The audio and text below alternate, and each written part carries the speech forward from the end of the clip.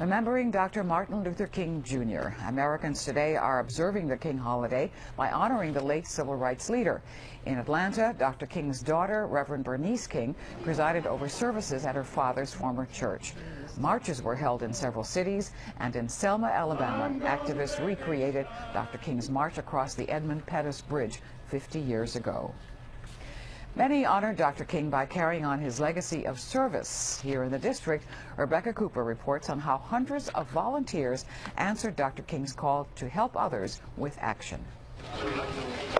Today, hundreds of students helped clean up the Anacostia River to honor Dr. King's legacy. He changed everybody's lives around him. Anything you can do, you should do.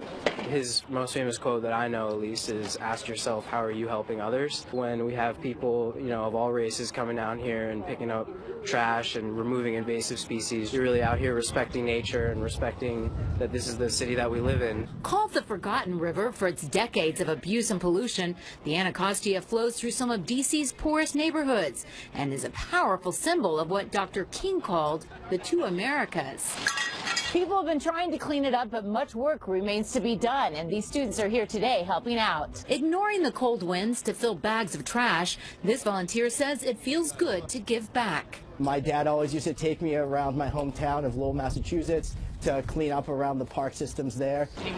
Interior Secretary Sally Jewell worked side by side with the students today and remembered when she was a 12-year-old girl and the two Americas Dr. King spoke of, one of prosperity and promise. And in this America, millions of young people grow up in the sunlight of opportunity. But as Dr. King warned in 1967, and this other America has a daily ugliness about it.